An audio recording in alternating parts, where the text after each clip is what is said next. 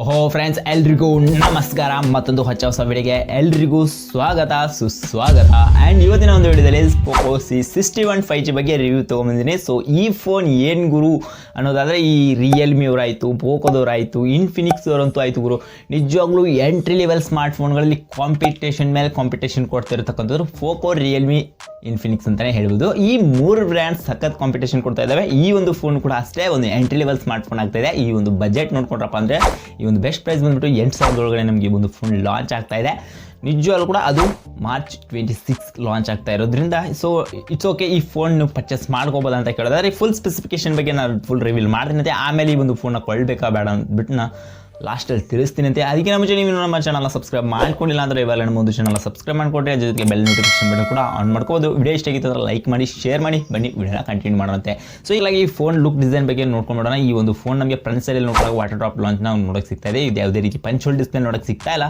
ಮತ್ತು ಇದನ್ನು ಬಿಟ್ಟರಪ್ಪ ಅಂದರೆ ಬ್ಯಾಕ್ ಸೈಡಲ್ಲಿ ನಮಗೆ ಇನ್ನು ಡ್ಯುಯಲ್ ಕ್ಯಾಮ್ರಾ ಸೆಟಪ್ ಜೊತೆ ಒಂದು LED ಫ್ಲ್ಯಾಶ್ ಸಹ ನೋಡ್ಕೋಬೋದು. ಇನ್ನು ಬಾಟಮಲ್ಲಿ ನೋಡ್ಕೊಂಡ್ರಪ್ಪ ಅಂತಂದರೆ ಇನ್ನು ನಮಗೆ ಒಂದು ಟೈಪ್ ಸಿ ಚಾರ್ಜರ್ ಮತ್ತು ಒಂದು ಮೈಕ್ ನೋಡೋಕೆ ಸಿಗ್ತಾ ಇದೆ. ನಮ್ಮ ಬಾಟ್ ಸ್ಪೀಕರ್ ನಾವು ನೋಡ್ಕೋಬಹುದು. ಮತ್ತು ಇನ್ನೊಂದು 3.5mm ಜಾಕ್ನು ಸಹ ನಾವಲ್ಲಿ ನೋಡ್ಕೋಬಹುದು. ಇನ್ನು ಲೆಫ್ಟ್ ಸೈಡಲ್ಲಿ ನಮಗೆ ಒಂದು ಸಿಮ್ ಟ್ರೇ ನೋಡೋಕೆ ಸಿಗ್ತಾ ಇದೆ. ಇನ್ನು ರೈಟ್ ಸೈಡ್ ವ್ಯಾಲ್ಯೂಮೇಕರ್ ಕೀ ಮತ್ತು ಒಂದು ಪವರ್ ಆನ್ ಬಟನ್ ಕೂಡ ನಮಗೆ ಈ ಒಂದು ಫೋನಲ್ಲಿ ಇಷ್ಟು ನೋಡೋಕೆ ಸಿಗ್ತಾ ಇದೆ. ಸೊ ಇಷ್ಟು ಈ ಒಂದು ಫೋನ್ನ ಟಾಪ್ ಬಾಟಮ್ ಆಯಿತು. ಸೊ ಈ ಒಂದು ಫೋನ್ನ ಪ್ರೊಸೆಸರ್ ಬಗ್ಗೆ ಮಾತಾಡೋದಂತೆ, ಈ ಒಂದು ಫೋನಲ್ಲಿ ಪರ್ಫಾರ್ಮೆನ್ಸ್ ನೋಡ್ಕೊಂಡು ಹೋದರೆ MediaTek Helio G36 ಪ್ರೊಸೆಸರ್ ನೋಡ್ತಾ ಇದೆ. ಇದು ಕೂಡ 12nm ಚಿಪ್ಸೆಟ್ನ ಸಪೋರ್ಟ್ ಮಾಡ್ತಾರೆ. ಇದರ ಒಂದು ಬೆಸ್ಟ್ ಪ್ರೊಸೆಸರ್ ಅಂತ ಕೂಡ ಕರೀಬೋದು. ಎಂಟ್ರಿ ಲೆವೆಲ್ ಇದಕ್ಕಿಂತ ಹೆವಿ ಎಕ್ಸೆಪ್ಟೇಷನ್ ಇಟ್ಕೊಳ್ಳೋಕ್ಕಾಗಲ್ಲ. ಅದರಲ್ಲಿ ಕೂಡ ಇದೊಂದು 5G ಪ್ರೊಸೆಸರ್ ಆಗಿದೆ. ಸೊ ಒಂದು ಬೆಸ್ಟ್ ಪ್ರೊಸೆಸರ್ ಅಂತ ಕೂಡ ಕರಿಬಹುದು. ಒಂದು ಒಳ್ಳೆಯ ಫೋನ್, ಬಟ್ ಒಂದು ಎಂಟ್ರಿ ಲೆವೆಲ್ ಒಳಗಡೆ ಒಂದು ಬೆಸ್ಟ್ ಕಂಡೀಷನ್ ಫೋನ್ ಅಂತ ಕರಿಬಹುದು. ಇನ್ನು ಈ ಡಿಸ್ಪ್ಲೇ ಬಂದ್ರಪ್ಪ ಅಂದರೆ ಅತಿ ದೊಡ್ಡ ಡಿಸ್ಪ್ಲೇ ನೋಡ್ತಾ ಇದೀವಿ. ಇಲ್ಲಿ 6.7 ಇಂಚಸ್ನ ಈ IPS LCD ಡಿಸ್ಪ್ಲೇ ನೋಡ್ತಾ ಇದೆ. ಇದು ಕೂಡ 90 Hz ರಿಫ್ರೆಶ್ ರೇಟ್ ಸಪೋರ್ಟ್ ಮಾಡ್ತಾ ಇರೋದ್ರಿಂದ, ಬಟ್ ಇಲ್ಲಿ ಈ ಪ್ರೈಸ್ಗೆ ನೋಡಿ ಮೊದಲೆಲ್ಲ 60 Hz ಕೊಡ್ತಾ ಇದ್ದಾರೆ, ಇವಾಗ 90 Hz ಕೊಡ್ತಾ ಇದ್ದಾರೆ. ಅಂದರೆ ಒಂದು ಒಳ್ಳೆ ಡಿಸ್ಪ್ಲೇ ಅಂತ ಕೂಡ ಕರಿಬಹುದು. ಇಲ್ಲಿ LCD ಡಿಸ್ಪ್ಲೇ ಬಿಟ್ಟರೆ ಇದಕ್ಕಿಂತ ಒಳ್ಳೆ ಯಾವುದೇ ಡಿಸ್ಪ್ಲೇನೂ ನಮಗಿಲ್ಲ. AMOLED ಅದು ಆಗಲಿ ಯಾವುದೇ ಎಕ್ಸೆಪ್ಟೇಷನ್ ಇಟ್ಕೊಳ್ಳೋಕೆ ಸಾಧ್ಯನೇ ಇಲ್ಲ. ಇನ್ನು ಬಿಟ್ರಪ್ಪ ಅಂದರೆ POLED LED ಇವುಗಳನ್ನ ಏನಾದರೂ ಕೊಟ್ಟರೆ ಕೊಡ್ಬೋದು. ಅದು ತುಂಬ ರೇಯರ್, ಅಂದರೆ ತುಂಬ ರೇಯರ್ ಕೊಡ್ತಾರೆ. ಬಟ್ LCD ಡಿಸ್ಪ್ಲೇ ಮಾತ್ರ ಈ ಒಂದು ಪ್ರೈಸಲ್ಲಿ ಇದನ್ನೇ ಎಕ್ಸೆಪ್ಟ್ ಮಾಡ್ಕೋಬೇಕು. ಇನ್ನು ಒಂದು ಕ್ಯಾಮ್ರಾ ವಿಚಾರಕ್ಕೆ ಬಂದ್ರಪ್ಪ ಅಂದರೆ ನಮಗೆ ಬ್ಯಾಕ್ ಸೈಡಲ್ಲಿ ಡ್ಯುಯಲ್ ಕ್ಯಾಮ್ರಾ ಸೆಟಪ್ ನೋಡ್ತಾ ಇದ್ದೀವಿ. ಫಸ್ಟ್ ಕ್ಯಾಮ್ರಾ ಬಂದುಬಿಟ್ಟು 8 MP, ಅದು ಕೂಡ ವೈಡ್ ಆ್ಯಂಗಲ್ ಸೆನ್ಸರ್ ನೋಡ್ತಾ ಇದ್ದೀವಿ. ಇನ್ನು ಸೆಕೆಂಡ್ ಕ್ಯಾಮ್ರಾ ಬಂದುಬಿಟ್ಟು 0.08 MP ನೋಡ್ತಾ ಇದ್ದೀವಿ. ಇನ್ನು ವಿಡಿಯೋಗ್ರಾಫಿಗೆ ಬಂದ್ರಪ್ಪ ಅಂದರೆ HD ಒಳಗಡೆ ನಮಗೆ 1080p 30 fps ಒಳಗಡೆ ವಿಡಿಯೋನ ರೆಕಾರ್ಡ್ ಮಾಡ್ಕೋಬೋದು ಈ ಒಂದು ಬ್ಯಾಕ್ ಸೈಡ್ ಕ್ಯಾಮ್ರಾದಲ್ಲಿ ಅಂತ ಹೇಳ್ಬೋದು. ಇನ್ನು ಫ್ರಂಟ್ ಸೈಡಿಗೆ ಬಂದ್ರಪ್ಪ ಅಂತಂದರೆ ಈ ಒಂದು ಫೋನಲ್ಲಿ ನಮಗೆ 5 MP ನಾವೊಂದು ಫೋಟೋ ಸೆಲ್ಫಿ ಶೂಟರ್ನ ನಾವು ಗಮನಿಸಬಹುದು. ಇದರಲ್ಲಿ ಕೂಡ ಅಷ್ಟೇ 1080pಯಲ್ಲಿ 30 fps ಒಳಗಡೆ ವಿಡಿಯೋ ರೆಕಾರ್ಡ್ ಕೂಡ ಮಾಡ್ಕೋಬಹುದು. ಈ ಫೋನಲ್ಲಿ HD ಮಾತ್ರ ಸಪೋರ್ಟ್ ಆಗುತ್ತೆ ಅಂತ ನಾವಿಲ್ಲಿ ಆರಾಮಾಗಿ ತಿಳ್ಕೋಬಹುದು. ಸೊ ಈ ನೆಕ್ಸ್ಟ್ ಈ ಒಂದು ಫೋನಲ್ಲಿ ರ್ಯಾಮ್ ಮತ್ತು ಸ್ಟೋರೇಜ್ ಬಗ್ಗೆ ಮಾತಾಡಿಕೊಳ್ಳೇಬೇಕು. ಈ ಒಂದು ಫೋನಲ್ಲಿ ರ್ಯಾಮ್ ಬಂದುಬಿಟ್ಟು ನಮಗೆ 4GB ರ್ಯಾಮ್ ನೋಡೋಕ್ಕೆ ಸಿಗ್ತಾ ಇದೆ.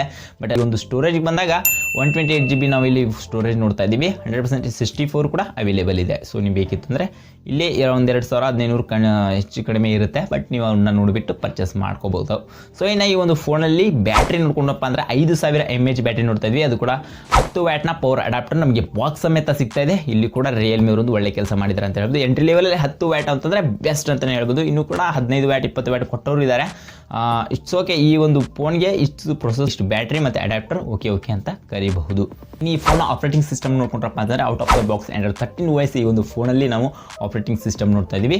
ಅಟ್ಲೀಸ್ಟ್ 14 OS ಆದರೂ ಕೊಡಬೇಕಾಗಿತ್ತು. ಇಲ್ಲಿ OS ಅಲ್ಲಿ ಆದರೂ ಚೂರು ಅಪ್ಡೇಟ್ ಮಾಡಬೇಕಾಗಿತ್ತು ಅಂತ ನನಗೆ ಅನಿಸುತ್ತೆ. ಬಟ್ ಇಟ್ಸ್ ಓಕೆ ಈ ಒಂದು ಫೋನಲ್ಲಿ ಇದಕ್ಕಿಂತ ಹೆವಿ ಎಕ್ಸೆಪ್ಟೇಷನ್ ಮಾಡೋಕ್ಕಾಗಲ್ಲ. ಯಾಕಂದರೆ ಇದೊಂದು ಎಂಟ್ರಿ ಲೆವೆಲ್ ಸ್ಮಾರ್ಟ್ ಫೋನ್ ಆಗಿರೋದ್ರಿಂದ ಹೆವಿ ಎಕ್ಸೆಪ್ಟೇಷನ್ ಈ ಒಂದು ಫೋನಲ್ಲಿ ಇಟ್ಕೊಳ್ಳೋ ಹಾಗಿಲ್ಲ ಅಂತ ನಾನು ಅನ್ಕೋತಾ ಇದ್ದೀನಿ. ಇಟ್ಸ್ ಓಕೆ, ಈ ಒಂದು ಫೋನಲ್ಲಿ ಓಕೆ ಅಂತ ಹೇಳ್ಬೋದು. ಇನ್ನು ಸೆಕ್ಯೂರಿಟಿ ಬಂದ್ರಪ್ಪ ಅಂದರೆ side mounted fingerprint unlock sensor ನೋಡ್ತಾ ಇದ್ದೀವಿ. ಇದು ಕೂಡ ಒಂದು ಒಳ್ಳೆ ವಿಚಾರ.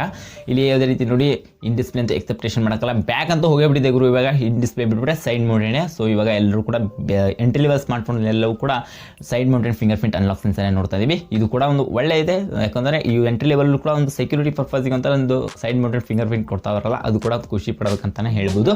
ಸೊ ಇಷ್ಟಾಗಿತ್ತು ಇವತ್ತಿನ ವಿಡಿಯೋ. ಆ್ಯಂಡ್ ಈ ವಿಡಿಯೋ ನೋಡಿ ನಿಮಗೆ ಏನು ಅನಿಸುತ್ತೆ ಅನ್ನೋದು ಕೂಡ ಕಮೆಂಟ್ ಮಾಡಿ. ಆ್ಯಂಡ್ ವಿಡಿಯೋ ಇಷ್ಟ ಆಗಿತ್ತು ಲೈಕ್ ಮಾಡಿ, ಶೇರ್ ಮಾಡಿ. ಮತ್ತೆ ಸಿಗೋಣ ಮುಂದಿನ ವಿಡಿಯೋದಲ್ಲಿ ಇದೇ ರೀತಿ ಬೇರೆ ಮೊಬೈಲ್ಸ್ಗಳ ಬಗ್ಗೆ ರಿವ್ಯೂ ತಿಳಿಸ್ತಾ ಇರ್ತೀನಂತೆ. ಅದಕ್ಕೋಸ್ಕರ ನಮ್ಮ ಚಾನಲ್ ನೀವು ಸಬ್ಸ್ಕ್ರೈಬ್ ಮಾಡ್ಕೊಂಡಿಲ್ಲ ಅಂದರೆ ಇವಾಗ ನಮ್ಮ ಒಂದು ಚಾನಲ್ನ ಸಬ್ಸ್ಕ್ರೈಬ್ ಮಾಡಿಕೊಡ್ರಿ.